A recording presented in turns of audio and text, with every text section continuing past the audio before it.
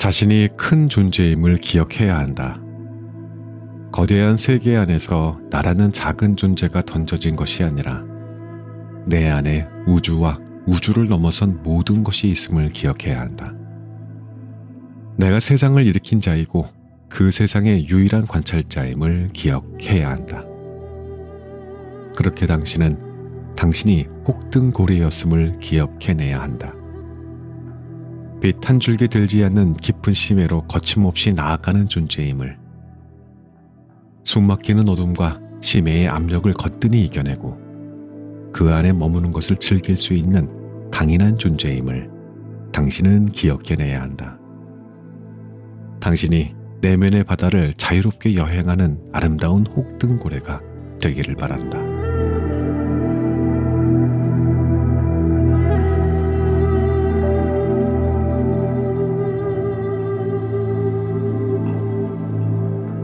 오늘 소개해드릴 책은 많은 분들이 익숙해하실 채사장의 신간, 지적 대화를 위한 넓고 얕은 지식 무한대편입니다.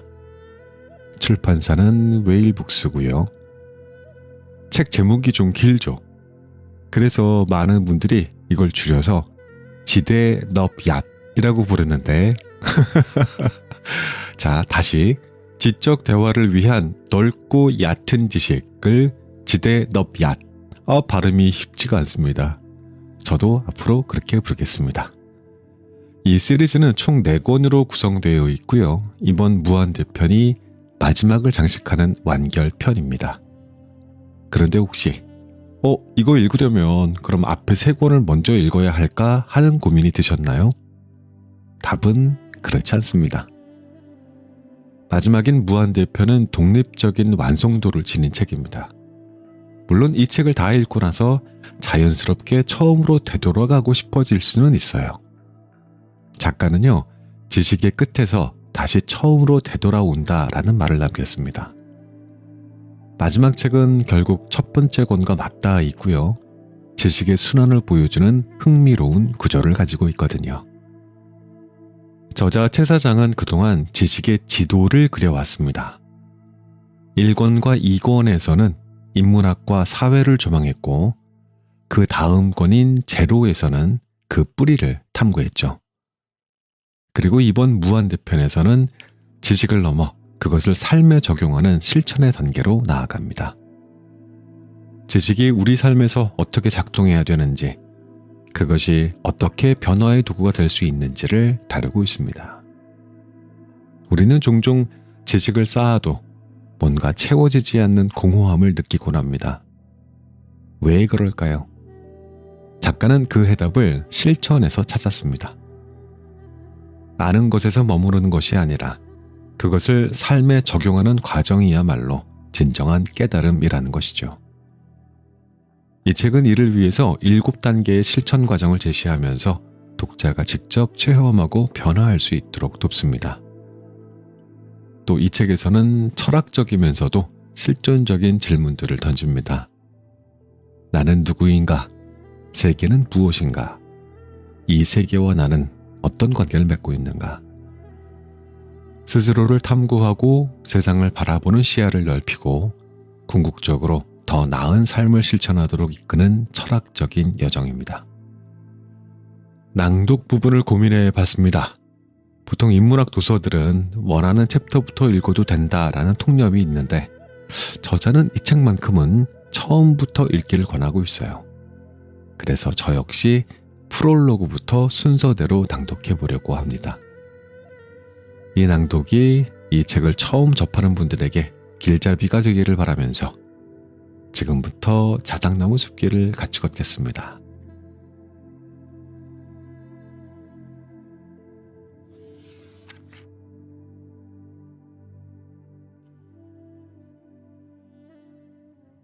프롤로그, 가장 깊은 지혜. 혹등고래가 자신의 하얀 배를 뒤집고 지느러미를 흔드는 것은 다이버에게 보내는 신호이다. 너는 너무 작아. 이 아래는 위험해. 그게 그러한 의미인지 도대체 어떻게 알았느냐고 의심할 수도 있겠다. 하지만 그 신호를 무시하고 더 깊이 내려갔던 다이버들이 위험에 처하는 경우가 종종 있었던 것이다. 아무래도 우리를 귀여운 무엇인가로 생각하는 듯한 이 아름답고 거대한 6개 생태는 알려진 것이 거의 없다. 길이가 건물 4층 높이에 이르고 몸무게가 보잉 737기에 육박한다는 외형적인 특징 외에는 어떤 생활을 하는지, 어떤 여행을 하는지 우리는 알지 못한다. 혹등고래의 수신호가 말해주는 것처럼 그가 활동하는 바다는 우리에게 너무나 깊은 것이다. 상상해본다. 희뿌연빛 몇 줄기만이 간신히 닿는 깊고 검푸른 심해. 신비한 노래로 서로의 거리를 확인하면서 혹등고래들은 어떠한 감정을 느끼고 있을까? 그곳에는 무엇이 있고 어떤 이야기가 숨겨진 것일까? 인간의 몸을 걸친 이번 생에 나는 결코 그것을 볼 수 없을 것이다. 숨 막히는 어둠과 심해의 압력을 이겨낼 수 없을 테니까. 그것을 볼 수 있는 유일한 방법은 혹등고래가 되는 것뿐이다. 오래된 소문이 있다. 자기 내면의 바다로 뛰어든 사람들이 있다는 소문. 아무도 돌아오지 못한 심연까지 내려가 그 누구도 이르지 못한 그 끝에 닿고 돌아왔다는 믿을 수 없는 이야기들이 있다. 나는 수많은 고전에서 이 이야기를 들었다.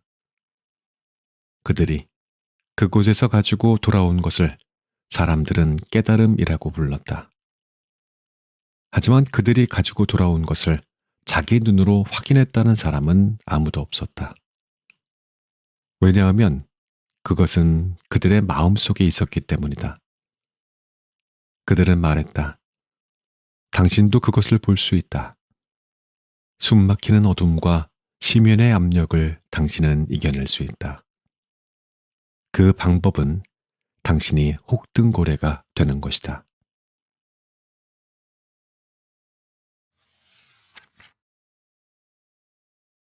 실천에 대한 책. 이 책에는 지식이 나오지 않는다. 비록 이 책의 제목이 지적 대화를 위한 넓고 얕은 지식이지만 철학자의 이름도 물리학 이론도 예술 작품의 제목도 더 이상 등장하지 않는다. 우리는 앞서 3권의 책, 1권 현실편, 2권 현실 너머편, 제로권 초월편에서 충분히 많은 지식을 다루었다. 게다가 지식 포화의 시대가 아니던가. 지난 10년만 해도 기술의 발전과 함께 세상이 급변하며 다양한 매체를 통해 수많은 정보와 지식을 접할 수 있는 시대가 되었다. 이런 정보 과잉의 시대에 또 다른 지식서를 세상에 내놓는다는 것은 피로하고 번잡한 일이 아닐 수 없다. 이러한 핑계로 5년 전인 2019년에 출간한 제로권을 마지막으로 지적 대화를 위한 넓고 얕은 지식 시리즈를 마무리하고자 했다.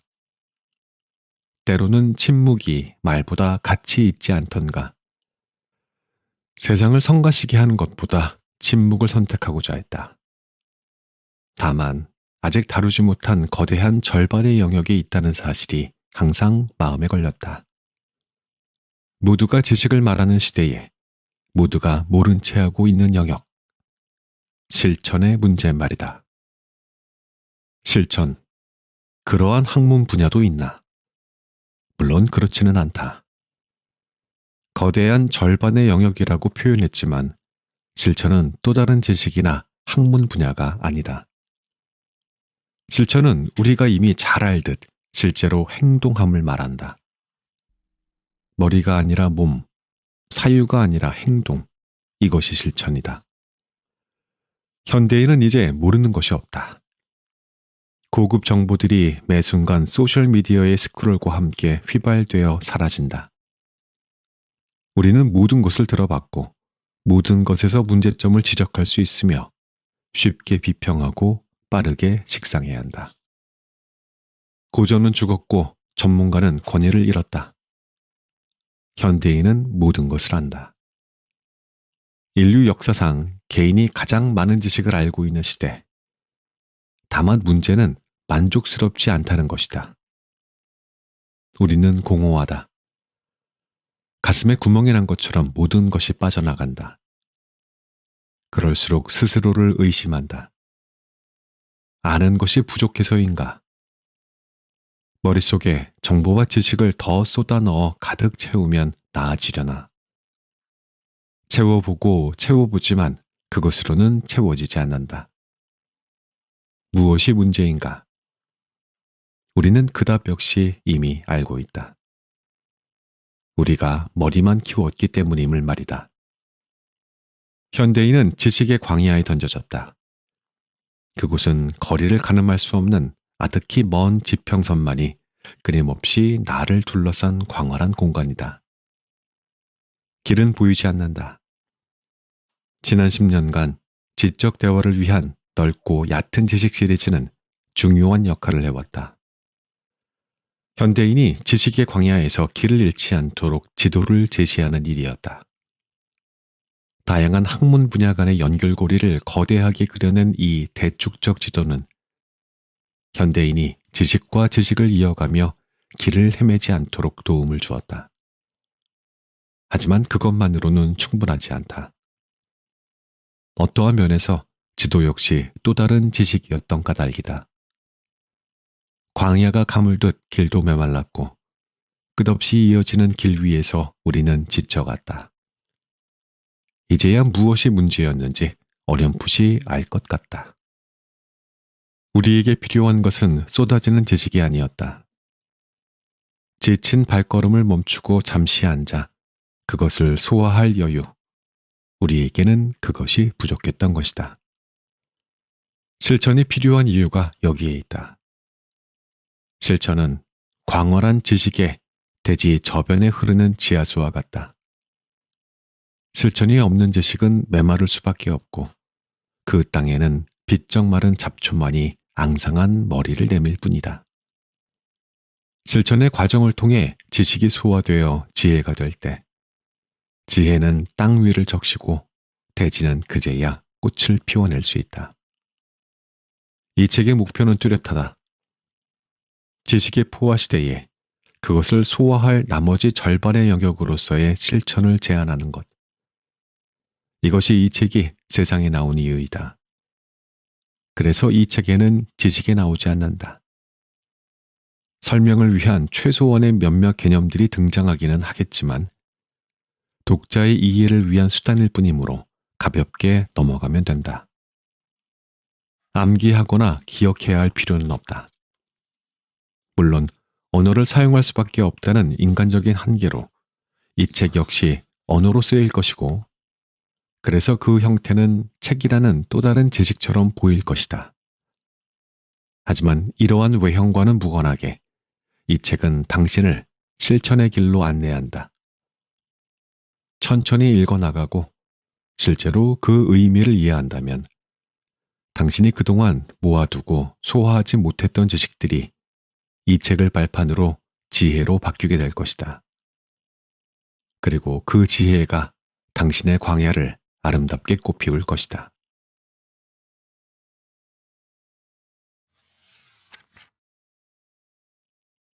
지식을 넘어 지혜로. 지식과 지혜. 우리는 쉽게 알에 대해 이야기하지만 모든 알이 동일한 것은 아니다. 어떤 알은 지식이 되고 어떤 알은 지혜가 된다. 예를 들어 자동차에 대한 알을 생각해보자. 자동차에 대해 안다는 것은 무엇을 의미하는가? 우선 자동차의 구동 방식을 알고 자동차의 역사나 오늘날의 다양한 브랜드의 시장 가치 등을 알 수 있다. 이것은 암 중에서 지식에 해당하는 알미다. 반면 자동차를 몰고 안전하게 도로를 달리는 것, 다른 차를 배려하며 신호에 맞춰 가고 서고를 하는 것, 도로 규정을 준수하는 것, 이러한 알은 지혜에 해당한다. 지식과 지혜는 완벽하게 구분되지 않지만 느슨하게 연결되어 있을 뿐 같은 것이 아니다.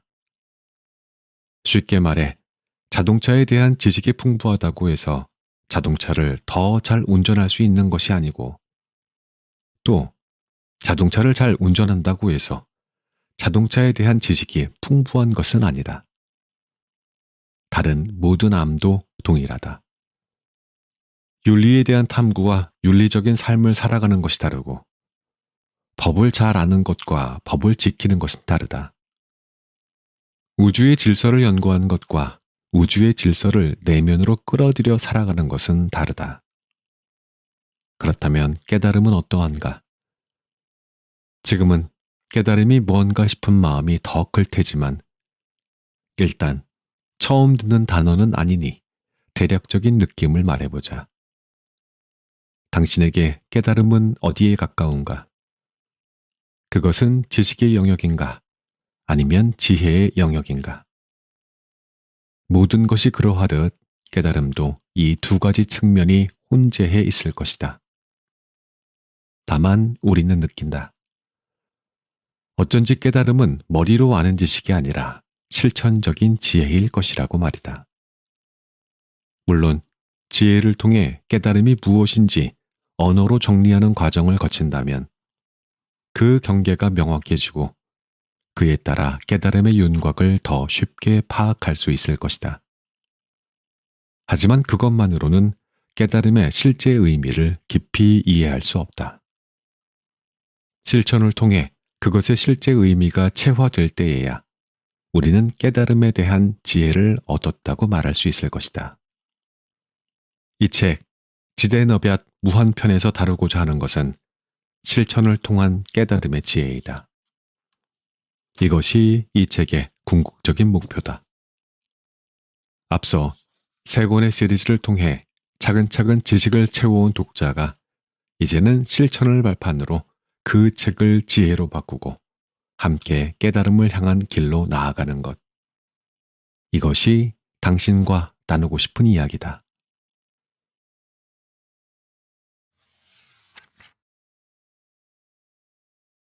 깨달음을 다룬다고? 깨달음이라 하면 여러 감정이 든다. 알 것 같다가도 안다고 말하면 안 될 것만 같다. 동시에 과연 이걸 아는 사람이 정말 있을까 하는 의심도 든다. 사전적 의미는 꽤나 단순하다. 생각하고 궁리하다가 알게 되는 것. 하지만 이것으로는 만족스럽지 않다. 어쩐지 이 단어에 다른 맥락이 있을 것만 같다. 영어로는 enlightenment라고 번역되고 이것은 깨어 있음을 의미하는데 이것이 사전적인 의미보다 실제에 조금 더 부합한다. 깨어 있음을 모르는 사람은 없을 것이다.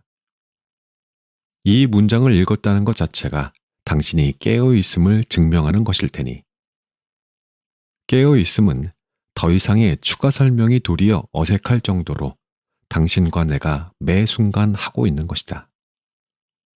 우리는 깨어 있는 중이다.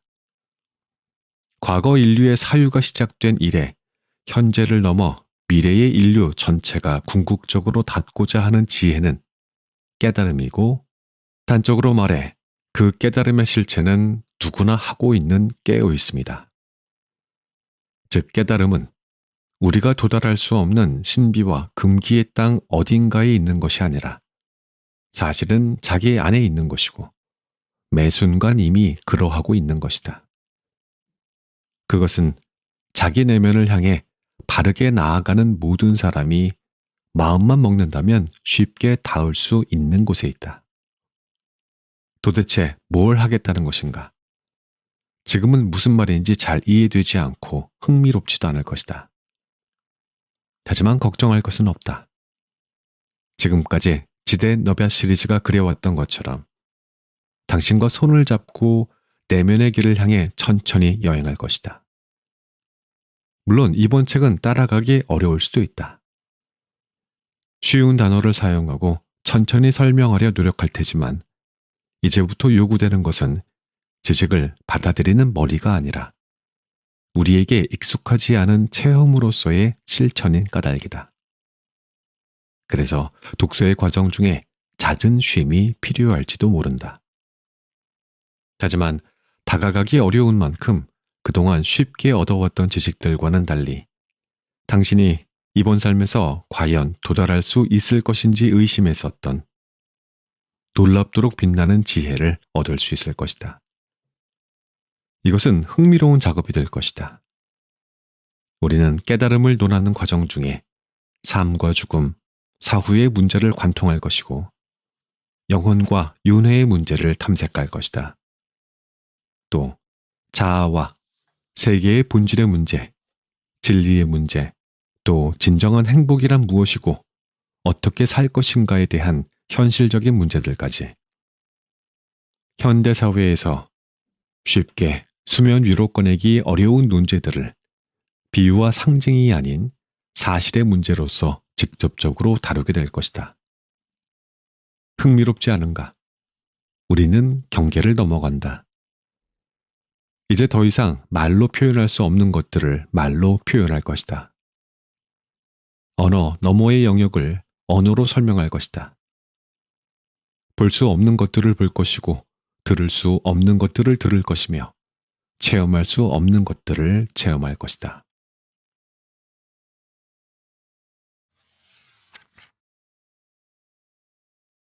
방법론. 그렇다면 깨달음에 닿는 방법은 무엇인가? 유일한 탐구 방법은 자신의 내면 세계로 나아가는 것이다. 문제는 그곳으로 어떻게 가느냐이다. 당신에게 묻자. 내면 세계를 탐구하려면 어떻게 해야 하는가? 그것을 누구에게 물어야 하는가? 답은 명쾌하다. 내면 세계를 가진 대상에게 묻고 그를 탐구해야 한다. 여기서 또 다른 문제가 발생하는데 그것은 나의 외부에 존재한 타인들이 내면 세계를 가져갔을 것으로 추측되나 실제로 그의 내면 세계를 내가 관찰할 수는 없다는 것이다. 내면 세계를 가지고 있음을 확신할 수 있고 동시에 그 내면 세계를 내가 직접 관찰하고 탐구할 수 있는 대상, 나의 내면에 대해서 물어야 할 자는 누구인가? 그것은 오직 나뿐이다. 즉, 내면 세계를 탐구하고자 하는 세상 모든 이의 유일한 탐구 방법은 자기 자신을 탐구하는 방법뿐이다. 그렇기에 이 책 역시 이 유일한 방법을 통해 내면 세계를 탐구한다. 나의 내면 세계에 직접 드러나고 경험되는 것들만이 이 탐구의 근거이자 출처인 것이다. 다만 이 탐구가 나의 내면에 대한 탐구임에도 불구하고 유아론이나 개체의 주관에 함몰되지 않고 보편적 서술이 될 수 있는 근거는 나의 외부의 타자가 존재론적으로 유사한 내적 구조를 가졌을 것이라 전제하기 때문이다.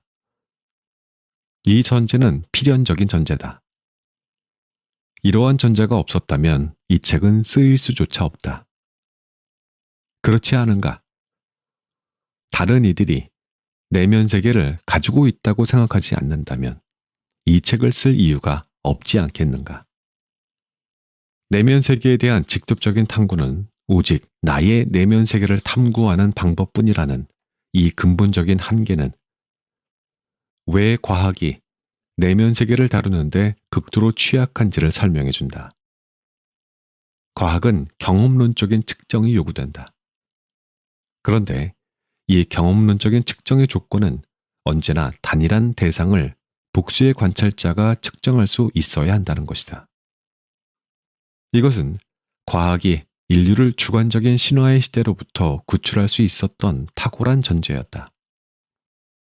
문제는 중세의 신비를 걷어내는 과정에서 의식의 탐구까지도 배제되었다는 것이다.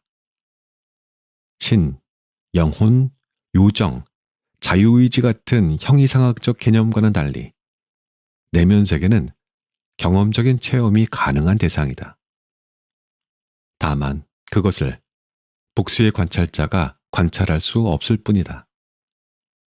과학은 복수의 관찰자에 의해 관측되지 않는 모든 대상을 거칠게 없음, 부재로 처리해버린다. 이는 과도하고 비합리적인 태도이다. 안타까운 일이다. 과학이 모든 학문의 하부 구조로 작동하는 오늘날에 이르러 결국 내면 세계의 문제는 학문 안에서 탐구되지 못하고 전통적인 종교의 영역으로 편입되어 버렸다.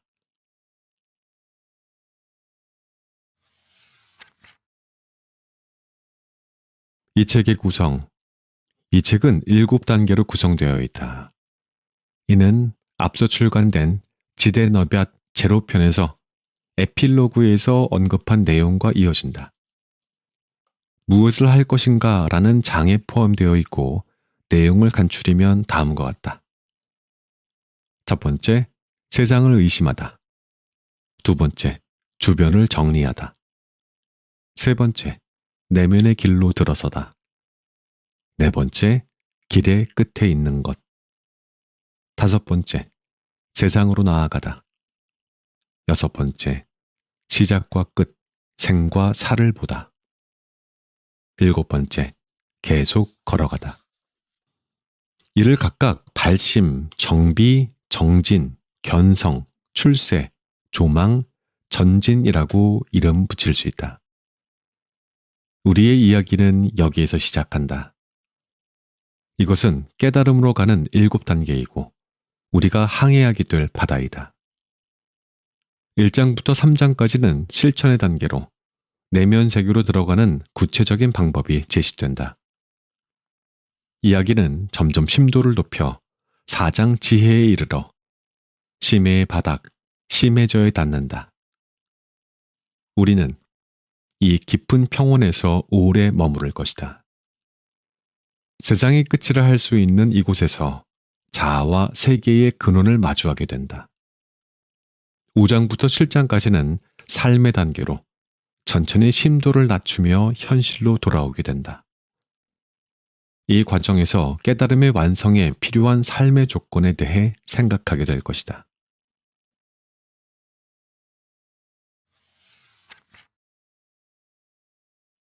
이 책을 읽을 독자. 이 책은 다음과 같은 이들을 위해 쓰였다.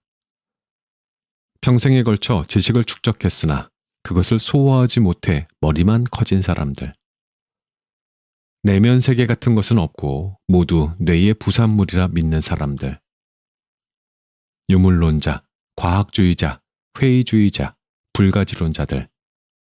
반대로 신이나 영혼, 사후에 대한 관심이 큰 사람들. 나는 어디에서 와서 어디로 가는 존재인지 알고자 하는 사람들. 세계는 무엇이고 그 근원은 무엇인지 궁금한 사람들. 깨달음이 무엇인지 궁금한 사람들. 깨달음에 이르고자 하나 그 방법을 모르는 사람들. 그리고 지금은 믿을 수 없겠지만 이 책은 인간을 위한 책이자 신들을 위한 책이며 천사와 악마와 정령과 동물과 곧이어 탄생하게 될 강인공지능과 외계의 존재와 다른 우주와 다른 차원의 비물질적인 존재를 포함한 모든 의식적인 존재를 위해 쓰였다. 마지막으로 혹등고래가 될 준비를 마친 용감한 사람들도 여정에 동참하자. 이제 깨달음을 향한 깊은 여정의 첫 발을 내딛는다. 그것은 마음을 내는 것으로부터 시작한다.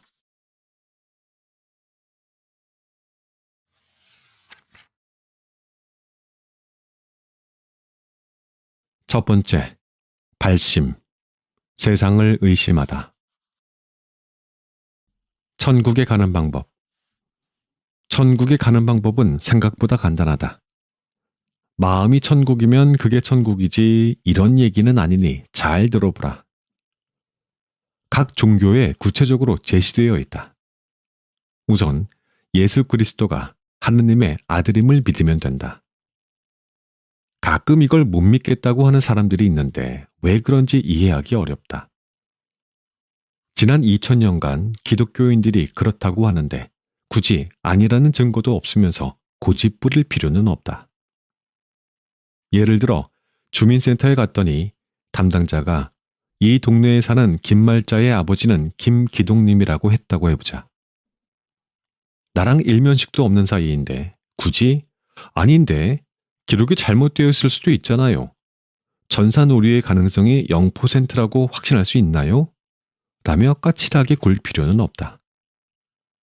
그렇다는데 그러려니 하면 된다. 이 방법이 마음에 안 든다면 천국에 가는 다른 방법이 있다.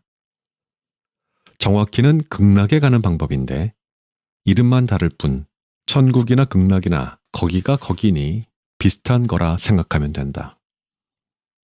여기를 가는 방법은 더 명확하다. 아미타불만 10번 말하면 된다. 쉽지 않은가? 스님들이 이걸 반복하는 이유가 여기에 있다. 자, 우리도 지금 해보자. 아미타불. 천국에 가는 게 이렇게 쉬울 리가 없다고 나한테 따질 필요는 없다. 무량수경에 정확하게 기록되어 있으니.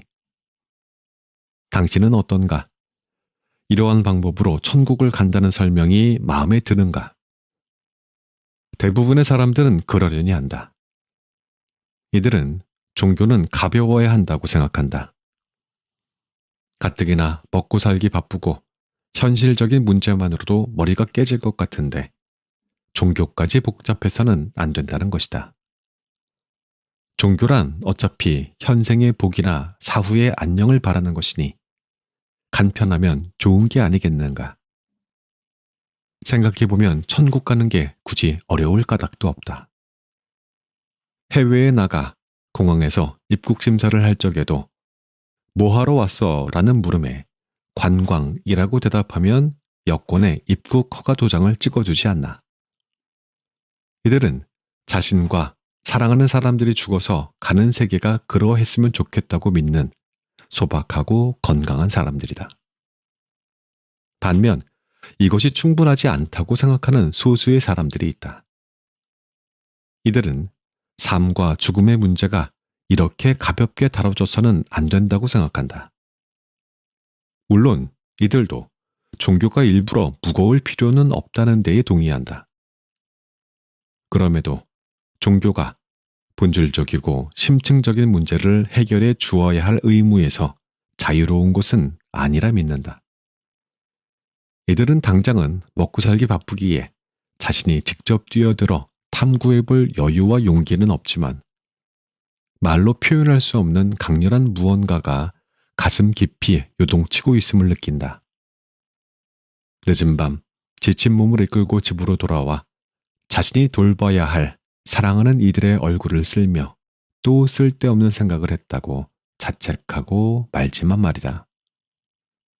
이들은 건강하지 않아도 심오한 영혼을 가진 사람들이다. 꼭 종교만의 문제는 아닐 것이다. 철학, 과학, 예술, 신념과 세계관의 문제에 이르기까지 어떠한 분야가 되었든 이것을 가볍게 대하는 이들이 있다. 이들은 여기서 얻게 된 지식들을 자기 현실에 적용해 보는 것에 만족한다. 반면 그 어떤 분야가 되었든 그 안에서 진리를 길어내기 위해 안간힘을 쓰는 이들도 있다. 이들은 얼굴도 모르는 누군가를 애타게 찾는 사람처럼 그 분야를 떠나지 못하고 배회한다.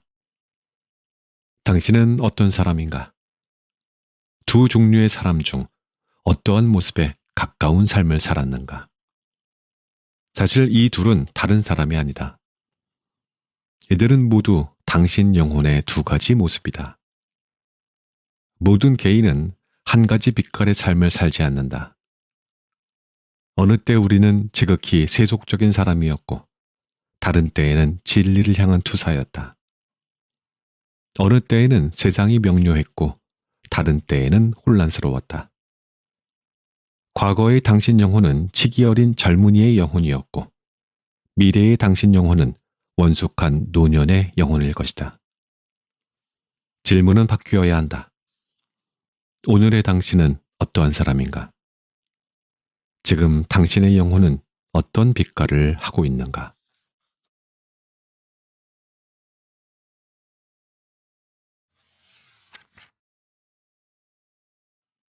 현실. 하지만 모든 사람이 잿빛 영혼을 가진 것만 같다. 모두가 삶에 중독되어 있다. 주위를 둘러보라. 당신을 둘러싼 세상의 사람들은 어떤 모습을 하고 있는가? 회사에 가도, 학교에 가도, SNS를 뒤적이고 지하철을 타고 거리를 걸어도 모든 이가 현실에 취해 있는 것만 같다. 모두가 자신의 역할에 충실하다. 회사에 가면 회사원이 아닌 사람이 없고 학교에는 학생이 아닌 사람이 없으며 TV와 SNS에는 수많은 사람이 똑같이 반짝이는 얼굴과 똑같은 상품들을 보여주기에 여념이 없다. 가끔은 궁금하다. 우리는 도대체 어디로 가고 있는 걸까? 나는 혼란스럽고 주저앉고 싶은데 어떻게 사람들은 혼란스러워하지 않고 자신이 가야 할 곳을 정확히 알고 있는 것처럼 바쁘게 걸음을 옮길 수가 있는 걸까? 모두가 삶에 중독되어 있기 때문이다. 환상에 빠진 자가 현실을 보지 못하듯 현실에 빠진 자는 의문을 품지 않는다. 그들은 오히려 나에게 되묻는다. 무엇이 그리도 불만인가? 무엇이 그리도 혼란스러운가? 그리고 충고가 이어진다. 너 자신을 괴롭히지 마라. 마음을 편히 가져라. 좋아하는 것을 찾아라. 노력하고 매진하라. 꿈을 펼쳐라. 방황을 끝내고 사랑하는 사람들을 돌보는 어른이 되어라. 이들의 충고는 잠시나마 당신을 안심하게 한다. 당장의 불안감은 가라앉는다. 성실한 당신은 다짐한다. 그래, 나는 잘하고 있다. 고민하지 말자. 더 힘내보자. 해야 할 일을 해나가자. 그렇게 자신을 다독이지만 그것은 오래가지 않는다. 잠잠하던 불안은 작은 자극에도 쉽게 일렁이고 당신은 또 다른 혼란과 고통 속에 밤을 지새운다. 무언가 잘못되었음을 강하게 느낀다. 무엇이 문제인가? 길을 찾지 못하기 때문이다. 길은 보이지 않는다. 직장, 학교, 가정, 사회, 국가, 신념, 이념, 그 어디를 기웃거려도 내가 찾는 길은 없다. 앞과 뒤, 좌와 우, 위와 아래를 샅샅이 둘러보아도 이 길들은 내가 찾는 길이 아님을 매 순간 확인할 뿐이다. 사람들은 말한다. 애초에 완벽한 길이란 없다. 내 앞에 펼쳐진 길 중 하나의 길을 선택해라. 그리고 쓸데없이 고민하지 말고 묵묵히 걸어가라. 누구나 참고 애쓰며 살아가는 게 삶이다. 혼자 유난 떨지 마라. 그들의 말이 맞다. 하지만 억울하다. 그것은 유난스러워서가 아니라 어딘가 진실을 향한 길이 숨겨져 있음을 어렴풋이 느끼기 때문이다. 세계와 자아의 본질로 이어진 길을 찾고 있기 때문이다. 명심해야 한다. 세상은 당신의 깨달음이나 깊은 이해에 아무 관심이 없다. 그저 당신이 보통의 평범한 사람으로 머물기를 바랄 뿐이다. 그래서 당신은 어느 순간 선택해야 한다. 당신을 사랑하는 사람들이 기다리고 있는 현실의 길로 돌아가 그들과 소박하고 건강한 삶을 살 것인가? 아니면 자기 내면의 거대한 부름에 응답하며 외롭고 고독한 길로 들어설 것인가? 당신은 어떤 사람인가? 어떤 사람이 되고자 하는가? 앞서 말했듯 이 질문은 수정되어야 한다. 그것은 이 선택이 인생에서 단 한 번 이루어지는 결정이 아니기 때문이다. 많은 사람이 현실을 선택한다.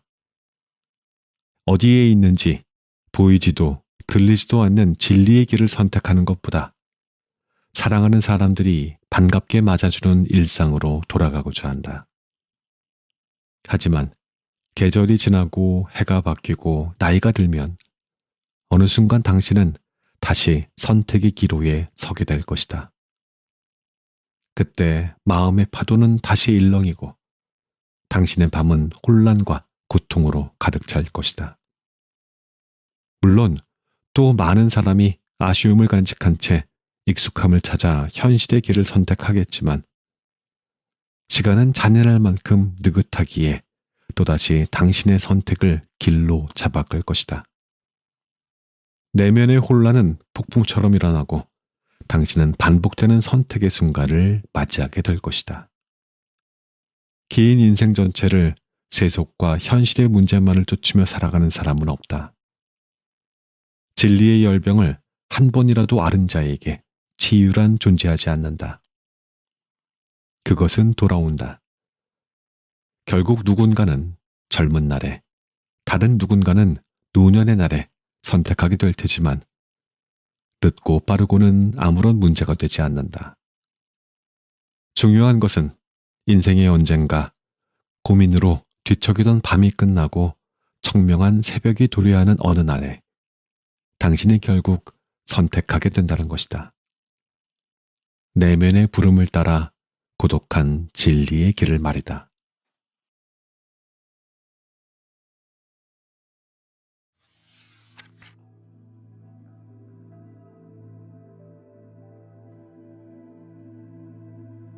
이 책의 낭독은 여기까지 하겠습니다. 깨달음의 길은 하나의 완결된 여정이 아니라 끊임없이 순환되는 과정입니다. 우리는 종종 인생이 직선적인 성장의 과정이라고 생각되지만 이 책은 그 길이 오히려 물결처럼 반복되면서 때로는 퇴보하는 듯 보이다가도 더 깊은 이해로 나아간다는 사실을 일깨워줍니다. 또한 이 책은 우리에게 내면을 향하는 방법을 묻습니다. 깨달음은 바깥에서 오는 것이 아니라 오히려 내면 깊숙한 곳에 이미 자리하고 있는 것일지 모르겠다고요. 책 속에서는 세상의 여러 철학과 종교 그리고 인간의 본질을 탐구하면서 우리를 결국 스스로를 탐색하는 길 위에 서게 합니다. 오프닝 때 저자가 여러분들께 했던 질문 다시 드리겠습니다. 나는 누구인가? 이 세계는 무엇인가? 나는 이 세계에서 어떻게 살아가야 하는가? 이 책을 통해서 우리는 지식이 단순히 머릿속에 머무는 것이 아니라 실제 삶에서 어떻게 활용되어야 하는지를 배웠습니다. 또 깨달음의 과정에서 발생하는 망각과 퇴보, 후회와 반복이 얼마나 자연스러운 일인지를 받아들이고 그 속에서도 꾸준히 나아가야 함을 배웠고요. 이는 마치 그림을 그리는 과정에서 밝은 색과 어두운 색이 조화를 이루며 완성되어 가는 것처럼 느껴졌습니다. 10년간의 시리즈인 지대 넙 얏의 책은 끝났지만 우리의 탐구는 이제 시작입니다.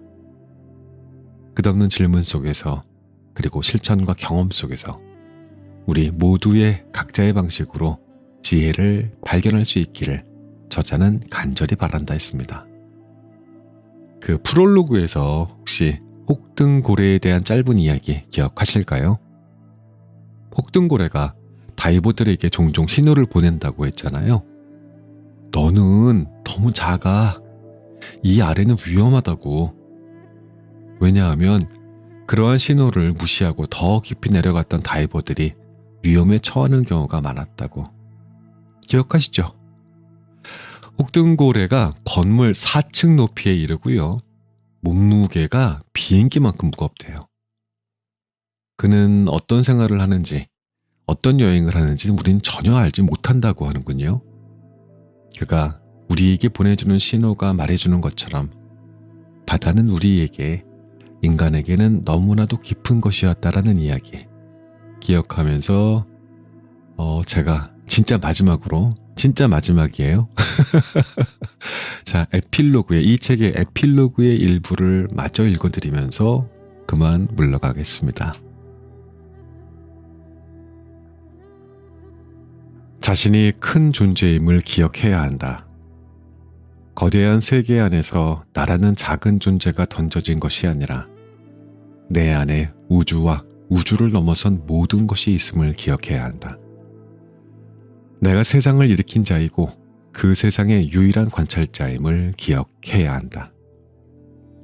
그렇게 당신은 당신이 혹등고래였음을 기억해내야 한다. 빛 한 줄기 들지 않는 깊은 심해로 거침없이 나아가는 존재임을, 숨막히는 어둠과 심해의 압력을 거뜬히 이겨내고 그 안에 머무는 것을 즐길 수 있는 강인한 존재임을 당신은 기억해내야 한다. 당신이 내면의 바다를 자유롭게 여행하는 아름다운 혹등고래가 되기를 바란다.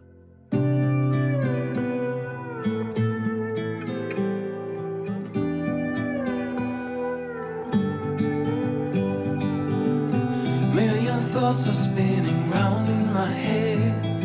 My boss holds it down, 'cause I'm almost there. Now I see you through the window and I'm walking on air. But I won't let you know, and I know how it goes. It's supposed to feel incredible. It's too bad you had to leave. Please come back now, baby, where were we? Said you changed and a lot. Got the memories still popping up. Show me your heart, show you mine. You go first, I will whine. You're my soul, my heart, my beautiful. You're my first, my last, my wonderwall. And I just can't seem to get enough. It's because I love you most of all.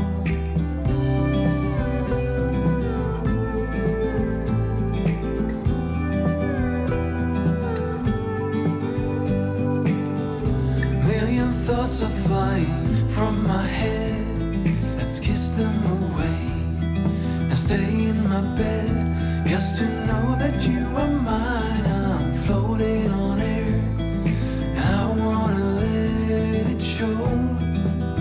But I know how it goes. It's supposed to feel incredible. We have changed, but not that much. Guess our memories are catching up. You're my soul, my heart, my beautiful. You're my first, my last, my wonderwall. And I just can't seem to get enough. It's because I love you most of all.